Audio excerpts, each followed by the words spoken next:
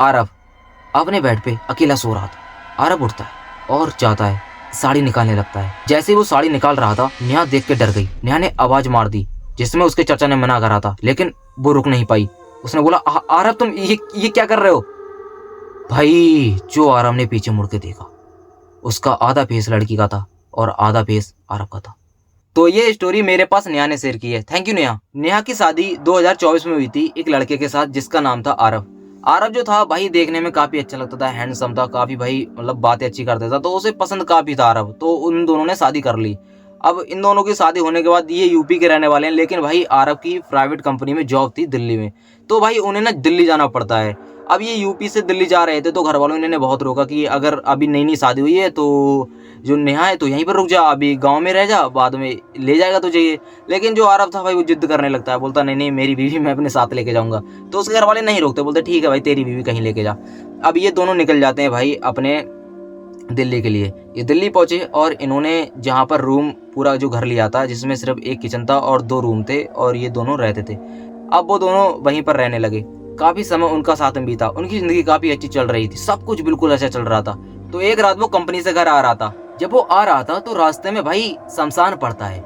जब वो शमशान से हल्के हल्के निकल रहा था, तो उसे ऐसा लगा जैसे कोई तो है जो उसके पीछे चल रहा हो। वेल उसने उस चीज पे ध्यान नहीं दिया, वो अपने घर आ गया। आरव को नेहा देख के काफी खुश हो गई और उससे पानी के लिए पूछने लगी।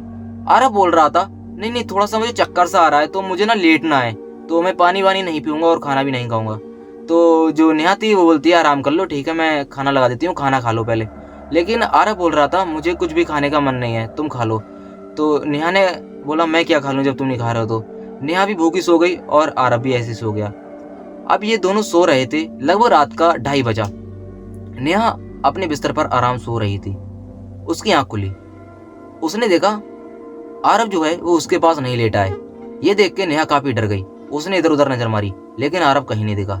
जैसे ही वो घर के बाहर गई, उसने देखा नेहा उसने देखा आरव नीचे रोड की तरफ झांक रहा है कुछ, और कुछ तो देखने की कोशिश कर रहा है। जैसे ही नेहा ने आवाज मारी, आरव, उसने पीछे मुड़ के देखा। बोला, हाँ हाँ हाँ बोलो क्या हुआ? बोलो क्या क्या देख रहे हो रात में तुम? बोल रहा कुछ नहीं ऐसे ही बस। तो बोला लेट, नेहा ने बोला लेटो आके फिर। बोला ठीक है तुम चलो मैं आ रहा हूँ। तो नेहा आती है और लेट जाती है। आरव भी आके लेट जाता है। ठीक है। अब अगले दिन सुबह होती है। आरव जो था वो नेहा से बोल रहा था, मुझे ना अपने शरीर में काफी थकावट सी हो रही है। तो नेहा बोलती है, मैं तुम्हारा हाथ पैर दबा देती हूँ, तो क्या पता मतलब थोड़ी दिक्कत हो, क्या पता तुम्हें थकावट हो। तो वो हाथ पैर दबाने लगती है। अब आरव बोलता है, नहीं नहीं तुम रहने दो, मैं ठीक हूँ, मैं जा रहा हूँ वापस। अब वो अपने काम को निकल जाता है। आरव अब अगली रात जब आ रहा था, तो उसे शमशान के पास ऐसा लगता है जैसे कोई तो है जो उसे देख रहा है और काफी पीछे पीछे उसे चल रहा है, कोई उसको फॉलो कर रहा है। आरव ने बहुत देखा, लेकिन उसे ऐसा कुछ भी नहीं दिखा। धीरे धीरे आरव अपने घर पहुंच गया। इस बार जो नेहा थी वो भाई सो गई थी। तो आरव ने दरवाजा नॉक किया। नेहा उठ के आई और उसने दरवाजा खोला। आरव सामने खड़ा था और आरव का हाथ पकड़ के नेहा अंदर ले गई। ये दोनों काफी खुश थे आज, लेकिन आज आरव को ऐसा कुछ भी महसूस नहीं हो रहा था। आज आरव बिल्कुल फिट और फाइन था। आज आरव को थकावट नहीं हो रही थी। नेहा ने उसे गले से लगाया और ये दोनों खाना खाने लगे। खाना खाने के बाद ये दोनों लेट गए। अब तकरीबन रात के 2:30 बजे नेहा की आंख फिर से खुलती है और नेहा देखती है जो आरव है वो ना बैठा पड़ा है उठ के। तो नेहा ने पूछा, क्या हुआ, दर्द हो रहा है क्या तुम्हारे सिर में? आरव बोल रहा था, नहीं नहीं मेरे ना दर्द नहीं हो रहा है, पर मुझे कुछ ज्यादा ही अजीब लग रहा है आज। नेहा ने पूछा, क्या हुआ, मुझे बताओ, खुल के बताओ। तो आरव ने जो बताया भाई वो काफी शॉकिंग था। आरव ने बताया, मुझे ना ऐसा लग रहा है जैसे एक औरत जो है वो मेरे पीछे मतलब मेरे पैरों के पास में बैठी है। अब भाई नेहा ने बोला, अरे तुम्हारा बहम होगा, ये ऐसा कुछ भी नहीं होता, ठीक है तुम थक गए हो ज्यादा, तुम ज्यादा सोच रहे हो, लेट जाओ, मैं तुम्हारा सिर दबा देती हूँ, पैर दबा देती हूँ। नेहा ने जब आरव से ये बात बोली तो आरव लेट गया और भाई आरव को नींद आ गई। ये दोनों सो गए। आरव जो था भाई वो ऑफिस नहीं जाता क्योंकि उसको काफी थकावट हो रही थी। तो ये दोनों बाहर घूमने जाते हैं। जब ये बाहर घूमने गए तो आरव बार बार ऐसा बोल रहा था कि मुझे ऐसा लग रहा है जैसे मुझे कोई काफी जोर से कुछ मतलब धक्का सा दे रहा है। नेहा बोल रही थी, क्या पागल जैसी बातें कर रहे हो, तुम सीधे से चल रहे हो, क्या धक्का सा बोल रहे हो? बोल रहा था, देखो तुम मानो मत मानो, लेकिन मुझे ऐसा लग रहा है मैं अपने आप को खुद कंट्रोल कर रहा हूँ, वरना मैं गिर जाऊंगा। तो नेहा बोल रही थी, सीधे चलो तुम चुप। अब ये दोनों जाने लगते हैं। ये दोनों जाते हैं और मार्केट से कुछ सामान लेके आ जाते हैं। रात की बात थी, तकरीबन 1:30 बज रहा रात का। नेहा देखती है आरव इस बार फिर नहीं लेटा उसके पास में।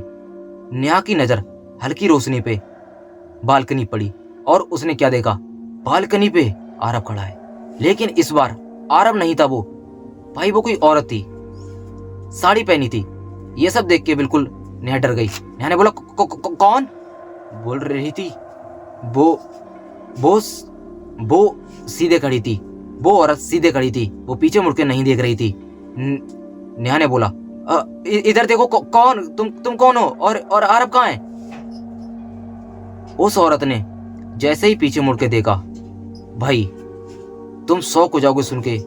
भाई वो क्या था, वो कोई औरत नहीं थी, वो था आरव। वो कोई औरत नहीं थी, वो था आरव, नेहा का पति। और ये सब देख के नेहा बिल्कुल डर गई, क्योंकि उसके पति ने काफी मेकअप कर रखा था और भाई साड़ी पहन रखी थी। नेहा को काफी डर लगा। नेहा ने पूछा तुम कौन हो? जैसे ही नेहा कुछ बोलती, इतने में जो आरव था वो भाई बेहोश हो जाता है। नेहा डर गई। नेहा को कुछ समझ नहीं आ रहा था मैं क्या करूं। नेहा ने उस रात कैसे ना कैसे करके उसके साथ में काटी। अच्छी बात तो ये थी वही वो दोबारा नहीं उठा। तो सुबह हुई, नेहा ने अपने घर पे कॉल लगाया और ये सब बताया। नेहा के जो चाचा जी थे वो इन सब चीज़ों में काफ़ी ज़्यादा एक्सपर्ट थे, मतलब वो कहीं ना कहीं काम करते थे इन चीज़ों को लेकर। तो वो बताते हैं कि तुम्हारे घर में किसी चुड़ैल का साया है और वो इससे बंध गई है। अब नेहा को भाई इन चीज़ों में पहले से बिलीव नहीं था, तो वो उसको इन चीज़ों पे यकीन नहीं था, तो भाई वो बिलीव नहीं करती। वो बोलती नहीं ऐसा कुछ भी नहीं है, ये कुछ अलग है। उसके चाचा बोलते हैं एक काम करो, आज रात में जो तुम्हें देखने को मिलेगा हो सकता है उसे देख के तुम समझ जाओ इसके ऊपर क्या है। अब नेहा लेटी हुई थी और उसने देखा आरव जो है वो भाई कुछ तो कर रहा है। जब उसने अच्छे से देखा तो उसने देखा आरव अलमारी में साड़ी ढूंढ रहा था। भाई ये सब देख के बिल्कुल वो डर गई और वो देख रही थी आरव जो है वो साड़ी निकाल के पहनने लगा। जब ये सब नेहा ने देखा तो नेहा काफी डर गई। नेहा ने अपनी आंखें बंद कर ली और उसने सोचा मैं कुछ भी नहीं देखूंगी। कहीं उसे ऐसा डर लग रहा था कहीं भाई ये मेरे ऊपर ना मतलब फान जाए और पता चले भाई मेरे को चोट कर दे, मेरे को पीटने लगे। तो नेहा ने अपनी आंखें बंद कर ली। अब वो आंखें भाई कौन ही ऐसे टाइम पे बंद कर सकता है? भाई सोचो तुम्हारे सामने एक चुड़ैल सी घूम रही है पूरी, भाई एक आत्मा बन के घूम रही है पूरी, और तुम्हारा भाई कैसे तुम्हें नींद आ जाएगी? अब जो नेहा थी वो भाई देख रही थी कि भाई ये कर क्या रही है। जो औरत भाई वो नीचे देख रही थी कंटिन्यूसली, वो खिड़की से नीचे देख रही थी। नेहा ने सोचा भाई नीचे ऐसा क्या है जो बार बार ये उधर ही देखती रहती है। अब ना नेहा ने ये सब इग्नोर किया। नेहा की आंख लग गई, नेहा को पता ही नहीं चला। अब सुबह होती है, नेहा ने अपने चाचा जी को ये सब बता दिया। नेहा के चाचा जी बोले मैंने पहले ही बोला था तुमसे। तो नेहा बोलती ठीक है तुम आ जाओ यहाँ पर और कुछ करो। नेहा के चाचा जी आते हैं। नेहा के चाचा जी ने सब देखा और बोला तुम्हारे घर में एक औरत है जो शादी के जोड़े में शादी होने से पहले मर गई। मतलब उसकी शादी होने वाली थी, बस एक दिन रह गया था और वो शादी के कपड़े वपड़े लेके आए थे। तो वो जो लड़की थी वो लहंगा पहन के देख रही थी और उसकी उसी वक्त शायद किसी रीजन की वजह से, कुछ चीज की वजह से वो उसकी मौत हो गई। इस वजह से उसकी अधूरी इच्छा वो इसके साथ पूरी करना चाहती है, मतलब वो इसे अपने साथ लेके जाना चाहती है और वो जो साड़ी वाड़ी है वो पहनना चाहती है, वो देखना चाहती है मैं कैसी लगती। तो जो नेहा थी वो भाई चाचा जी से पूछती चाचा जी अब मैं क्या करूं? बोलते करो कुछ मत, आज रात का वेट करो। चाचा जी और नेहा ये दोनों बस अब बैठे ही थे कि अब कुछ होगा, अब कुछ होगा, अब कुछ होगा। आरव अपने बेड पे अकेला सो रहा था। आरव उठता है और जाता है और वो साड़ी निकालने लगता है। जैसे ही वो साड़ी निकाल रहा था, नेहा देख के डर गई। नेहा ने आवाज मार दी जिसमें उसके चाचा ने मना करा था, लेकिन वो रुक नहीं पाई। उसने बोला आरव तुम ये क्या कर रहे हो? भाई जो आरव ने पीछे मुड़ के देखा, उसका आधा फेस लड़की का था और आधा फेस आरव का था। वो दोनों देख के डर गए। आरव ने उनके ऊपर जोर से फान लगाई और वो गेट से बाहर चला गया। जब वो गेट से बाहर भाग रहा था तो वो दोनों भी उसके पीछे भागने लगे। वो दोनों नीचे गए भागते हुए और देखते हैं जो आरव है वो शमशान की तरफ भाग रहा है। वो उसके पीछे भागते भागते गए। उन्होंने देखा आरव जो है वो शमशान में जाके बैठ गया। अब उसके चाचा समझ गए कि ये सब सही नहीं होने वाला। वो दोनों आरव को वहीं पर देखने लगते हैं, लेकिन आरव बेहोश हो जाता है।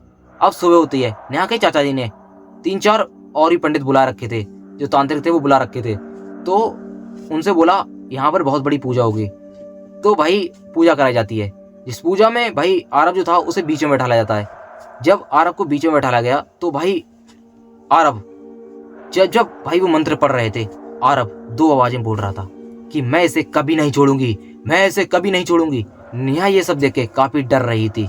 नेहा को अंदर से दुख हो रहा था कि ये सब क्या हो रहा है। अब भाई उसके चाचा जी और मंत्र पढ़ने लगते हैं, उनके मंत्र और पावरफुल होने लग जाते हैं। और भाई एक समय ऐसा आता है, आरब बेहोश हो जाता है। 10 मिनट बाद आरब की आंख खुलती है और वो देखता है वो बिल्कुल ठीक है। अब उसे कुछ भी दिक्कत नहीं है, अब बिल्कुल वो ठीक हो चुका है।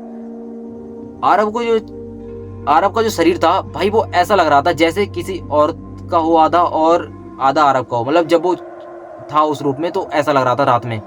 आरब के चाचा जी को ये तो भाई बहुत शॉकिंग लगा, क्योंकि तुम सोच सकते हो भाई अभी तो तुमने जितनी हॉरर स्टोरी सुनी होंगी इसमें भाई किसी को इस तरीके से नहीं देखा होगा, लेकिन भाई इस केस में ऐसा ही होता है कुछ। अब होता क्या है, जो उसके चाचा जी थे उन्होंने जब भाई ये सब ठीक कर दिया तो वो बोलते हैं ठीक है मैं जा रहा हूँ, अब तो सब कुछ ठीक ही हो गया है, अब आरब कभी भी ऐसा नहीं होगा, बाकी जितना हो सके तो इस जगह को चेंज कर देना, तुम दूसरी जगह जितने जल्दी हो सके रहने लगना। अब जो नेहा थी वो बोलती ठीक है चाचा जी हम दूसरी जगह रहने लग जाएंगे। लेकिन भाई उनके साथ दूसरी जगह भी कुछ भी ठीक नहीं होता।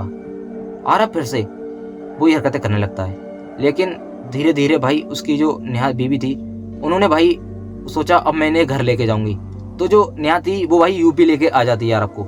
आरब जब यूपी आया तो उसका भाई काफी अच्छे से इलाज हुआ, क्योंकि यूपी में भाई जो तांत्रिक है वो काफी अच्छे तांत्रिक हैं। नेहा ने बताया भैया आज भी कभी ना कभी आरब मुझसे कुछ ना कुछ बोलता ही रहता है लड़कियों के बारे में। मतलब जब से ये सब चीज हुई है वो उसका लड़कियों को लेकर काफी ज्यादा अलग माइंड सेट हो गया है। मतलब वो लड़कियों के बारे में बहुत बात करता है। और हाँ उसने एक चीज और बताई कि जो आरब है वो भाई जब अब वो दिल्ली तो जा नहीं रहा है, लेकिन वो अक्सर यही बात करता है कि हमें दिल्ली जाना चाहिए, हमें दिल्ली जाना चाहिए।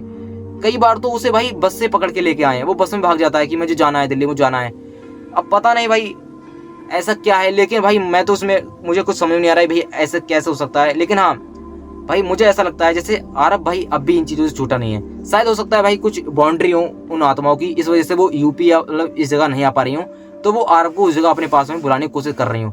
लेकिन जो उसके चाचा जी थे उन्होंने बताया बाद में कि अगर आरब कभी भी दिल्ली गया तो वो कभी जिंदा नहीं लौटेगा, इसलिए भाई उसको कभी दिल्ली का नाम भी नहीं लेते उसके सामने। बाकी भाई ये जो स्टोरी है मुझे भाई सच्ची में भाई पर्सनली भाई काफी शॉकिंग लगी कि भाई ये सब कैसे हो सकता है। मतलब ठीक है भाई मैंने जितनी भी कहानी सुनी है उसमें कहीं पर भी कुछ चेंज नहीं होता आदमी के अंदर, सिर्फ बस क्या होता है वॉइस चेंज होती है और आदमी के रिएक्शन चेंज होते हैं। लेकिन भाई फेस कहाँ चेंज होता है आदमी का। मतलब अब मेरा फेस देखो, अब इसमें से आधा भाई इंसान का हो, मतलब आधा मेरा रहे और आधा लड़की का, भाई ऐसा हो सकता है क्या? लेकिन भाई इस केस में ऐसा होता है। अब भाई मेरे पास कुछ प्रूफ तो उसने दिए नहीं है तो मैं दिखा नहीं सकता, लेकिन हाँ भाई मैं इतना जरूर बता सकता हूँ तुम्हें क्या सीखना चाहिए इस स्टोरी से। तुम्हें भाई ये सीखना चाहिए रात बिरात भाई उस जगह से मत गुजरो जिस जगह भाई कोई नहीं जाता था। भाई नेहा ने बताया जो शमशान था उससे पास में रात के समय कोई नहीं गुजरता था, क्योंकि लोगों के दिल में खौफ था। लेकिन हमें शुरू में नहीं पता था, नेहा ने बताया हम दोनों को नहीं पता था ये सब। तो आरब जो था भाई वो ऐसे ही मस्ती के लिए मतलब वो आता रहता तो उसे कोई फर्क नहीं पड़ता उस जगह से। तो ये स्टोरी से हमें यही सीखने को मिलता है भाई जितना हो सके इन चीज़ों से बच के रहो, जितना हो सके भाई इनसे दूरी बना के रखो। और हाँ रात के समय अपने घर रहो, ऐसी जगह मत घूमो जहाँ से भाई तुम्हारा साथ कुछ आ जाए। भाई देखो मैं बता रहा हूँ, भले ही तुम्हें लगता हो कि भाई हम बहुत दिमाग है हमारे अंदर, हमारा तो कोई कुछ नहीं बिगाड़ सकता, हमारी तो बॉडी सॉडी ये सब वो सब भाई सब रखे रह जाएंगे, ठीक है ना। जो चीज़ तुम्हें नहीं दिखती उससे कैसे लड़ाई करोगे बताओ? क्या कुछ लड़ाई कर सकते हो तुम उससे? जो दिखता है उससे लड़ाई कर सकते हो, लेकिन जो नहीं दिखता उससे कैसे लड़ाई करोगे? तो भाई मैं तो ये बोलूंगा अपने घर रहो, सुरक्षित रहो। चलो फिर मिलते हैं किसी और नई स्टोरी में। टेक केयर, बाय, अपना ध्यान रखना, गुड नाइट।